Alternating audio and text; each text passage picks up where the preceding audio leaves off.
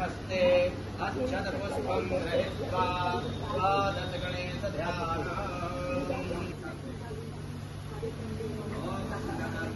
लक्ष्मी नारायणाभ्यां नमः। ओम उमा महेश्वराभ्यां नमः।